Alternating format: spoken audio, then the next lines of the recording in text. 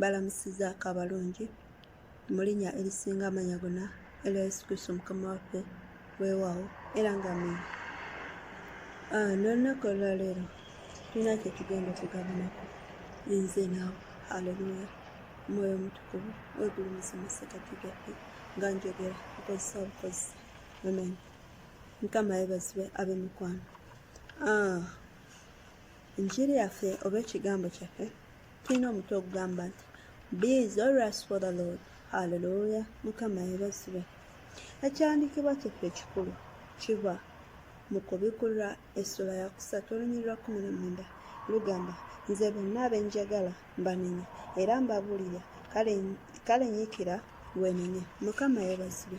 Tuli mu biseera abooluganda ebyokunoonyeza mu Katonda, ebyokukyuka okudda eri Katonda ng'ekkanisa, ng'abaana b'abantu, ng'amawanga, ng'ensi, nga pulaneti yonna kutuwangaalira. Weewaawo Mukama yeebazibwe. Naye ate tuli mu biseera ng'Abakristaayo tuddiridde. Haleluya. Nga tuddiridde mu nsi ey'omwoyo. Tuli awo nga tunyogoga era twerowoozaako ng'abalokole abali nnumu. Twerowoozaako ng'abakkiriza abali nnumu. Tukitutte nga advantage okumonkolerako abalala ng'ogamba oyo naye nalwoyo nnyo. Oyinza ogamba ya assistant Holy Spirit. Haleluya. Naye nga gw'ogamba I am just a normal Christian. My friend, oli mu kabenje.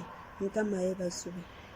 Tulina okubeera nga tetuba mu kifo kyaffe naye nga tweyongera bweyongezi ng'omuliro gweyongera kwaka. Haleluya. Abooluganda obuziba bukowola buziba. Tolwetwalira mu kubeera numu nti emisana oli mulokole ekiro ate ng'olina by'okola, oba emisana toba mulokole ekiro obeera mulokole. Mukama yeebazibwe. Ekyandiikibwa kiri mu Kubikulwa 3:15-16 agamba bw'ati manyi ebikolwa byo nga tonyogoga so tobuguma wakiri obenga onyogoga oba ng'obuguma. Olwa 16 bwe kityo kubanga olina ekibugumiriza so tonyogoga so tobuguma ndikusesema mu kamwa kange. Mukama yeebazibwe. Statement eno Mukama waffe Yesu Kristo yagikolera ddala. Haleluya. Ng'agamba manyi ebikolwa byo. Mukama waffe amanyi bye tukola. Haleluya. Nze naawe Katonda amanyi. Oyinza okuba nga olina kyonkweka oba nyinza okuba nga nina kyenkukweka. Yonna kyokweka omusumba walina kyakukweka. Haleluya. Naye Mukama byonna akola ki? Abimanyi. Haleluya. Ng'era atumanyi atugambye nti tunyogoga so tetunyogoga. Tulokoka bwe tugwa. Haleluya. Leero tuli balokole, enkya tuli balokole. Mukama yeebazibwe. Bwe tuba mu balokole tuba balokole, bwe tuba tetuli mu balokole tetube naffe tufaanana bo. Mukama yeebazibwe. Kino naye kyali kiviira ddala Mukama waffe Yesu Kristo n'agamba nti so nno tonyogoga so tobuguma ndikusesema mu kamwa kange. Haleluya. Bw'obanga butuufu ogaanye okubeera n'omuliro ku lwa Katonda ng'ogaanye okutereera ogaanye okusalawo wajja ogwa awatuufu aganaaga Mukama tamwagala. Haleluya. Tamwagala. Agambye ali kusesema mu kamwa ke. Omulokole akyali ng'oli lukewarm nga you are there still lukewarm. Enkomerero yo ejja kubeera Geyeena kubanga bw'amala okusesema mu kamwa ke ojja genda mu Geyeena, muliro ogutazikira. Abooluganda Mukama yeebazibwe. So buli omu tuteekeddwa okuyimirira ku lw'enjiri. Haleluya. Ku lw'enjiri ebala ebibala, ku lw'enjiri ebeera ennungi. Haleluya. Tuteekeddwa okutambula ng'Abakristaayo. Si lwakuba nti eyo gy'oli teri bakumanyi owooluganda, naye oteekeddwa okuba nga butuufu yo characters nga zibuulira Katonda gwewakkiriza. Haleluya. Ennyambalo yo ng'eyolesa Katonda gwewakkiriza. Haleluya. The way you talk to people. Haleluya. Mukama yeebazibwe. Nga mu butuufu buli kimu ng'atuukirira kubanga lolomodo waffe Bayibuli emwogerako nti yonna gye yagendanga yakolanga bulungi. Haleluya. Lolomodo waffe ye Kristo. Haleluya. Naffe tumanyi nti twazuukira wamu naye era twafuuka ebitonde ebijja, so tuteekeddwa okutambula nga ye bwe yatambula. Mukama yeebazibwe. Si nti nno leero tuli balokole enkya tugudde bwetutyo ne tubeera awo ng'osalawo okusinza owooluganda. Sinza Katonda ng'osalawo kumutenda mutendereze. Haleluya.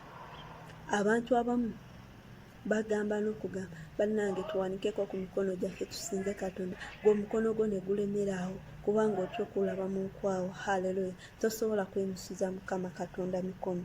Mukama yeebazibwe. Newankubadde nga musumba we yagambye nti bambi tugolole emikono gyaffe tuyimuse emikono tutendereze Katonda owooluganda olw'okubanga ggwe oli awo oli mulokole ennomo Christian. Emikono gyo tegisobola kwegolola. Haleluya. Toyinza kuyimusiza Mukama Katonda mikono. Mukama yeebazibwe. Kansome ekyawandiikibwa ekirala. Bwe tuba nga tetulina kuyaayaana nga munda muffe temulimu kuyaayaana. Haleluya. Mukama anoonya abantu abamusinza mu mwoyo ne mu mazima. So twetaaga okubeera nga tulina omuliro. Kyatuba tugambye mu kyawandiikibwa ekyasookedde ddala kye nasoose okusoma ekyavudde mu Revelation chapter 3 verse 19 nti nze bonna benjagala mbanenya era mbabuulirira. Kale nnyikira weenenye. Mukama yeebazibwe. Katonda akwagala kyava akutumidde ekigambo kino lwaleero nga twagala kyava asazeewo okwogera naffe ebigambo bino ebirungi. Haleluya. Weenenye w'obanga mu butuufu ng'obadde nga naawe okimanyi oli mulokola ali nnomo nga you are just lukewarm. You need to repent and return to God. Mukama yeebazibwe. Ekyawandiikibwa kivudde mu Matayo essuula ya 5. Haleluya. Olunyolo 16 agamba kale omusana gwammwe gwake bwe gutyo mu maaso g'abantu balabe ebigambo ebirungi bye mukola balyoke bagulumize Kitammwe ali mu ggulu. Mukama yeebazibwe. Ebikolwa byo biwesa Katonda ekitiibwa. If you are a son, omusana gwo gwaka. Haleluya. Omusana gwo gwaka. Gwakira abalala. Oyakira abalala mulokole oba oli kizikiza. You are just lukewarm. Today oyaka enkya n'ozikira. Mukama yeebazibwe. Leero oyo kyenkya n'omugoga. Ku makya obeera oyokya ekiro n'owola. Mukama yeebazibwe. Tulina okubeera nga tuli excited nga buli kye tukola tukikola ku bwa Katonda balyoke bagulumize. Agambye balyoke bagulumize Kitaffe ali mu ggulu. So abooluganda Katonda waffe ayisiddwamu amaaso kubanga gwe tumuziza ku musalaba olw'ebikolwa byaffe kubanga tuganye okwaka omusana gwaffe tegwaka. Haleluya. Mukama yeebazibwe. Tulina okubeera nga tuli excited mu bintu bya Katonda nga tugoberera omwoyo omutukuvu. Haleluya. Bayibuli egamba abakulembera omwoyo wa Katonda be baana ba Katonda. Haleluya. Tetulina kubanga tufugibwa mubiri.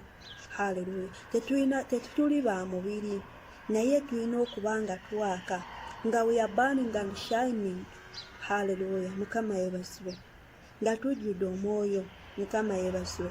Befeso 5:18 agamba so temutamiiranga mwenge kubanga mu gwo mulimu okwegayangula naye mujjulenga omwoyo. Olina okubeera owooluganda ng'ojjudde omwoyo. Tobeera mulokola agamba leero siri mu mwoyo. Bw'oba toli mu mwoyo oli mu ki? Kitegeeza oli mubiri era nga tumanye empeera y'omubiri kwe kufa. Kyava tugambye nti menya ebikolwa byo. Onyogoga bw'obanga oganye oli wa kibugumiriza nti ndi kusesema. Bw'ogamba nti toli mu mwoyo oli mubiri. Enkomerereyo ejja kubeera nti ki? Mu Geyeena. Mukama yeebazibwe owooluganda. Haleluya. So tuleme kutamiira bintu bya nsi eno naye tubeere nga tujjudde omwoyo. Mukama waffe omulungi yeebazibwe. Abakolisi ekisooka 15:58 agamba kale baganda bange abaagalwa munywerenga obutasagasagana nga mweyongera bulijjo mu mulimu gwa Mukama waffe kubanga mumanyi nga okufuba kwammwe si kwa bwereere mu Mukama waffe. Haleluya. Tuli ku kintu ku mutwe ogugamba to be zealous for the Lord. Haleluya. Okubeera n'omuliro ng'olina okwagala nga you are shining, you are burning, you are on fire. Haleluya. Mukama yeebazibwe. Agambye kale baganda bange abaagalwa mweyongerenga obutasaagasagananga. Owooluganda yongera. The deep calls deep. Haleluya. Buli lw'oneeyongera okugenda ebuziba mu Katonda ojja kweyongera okubeera ng'oli ku muliro. Haleluya. Obuziba bukoowola buziba. Obuziba bukoowola buziba ow'omukwano.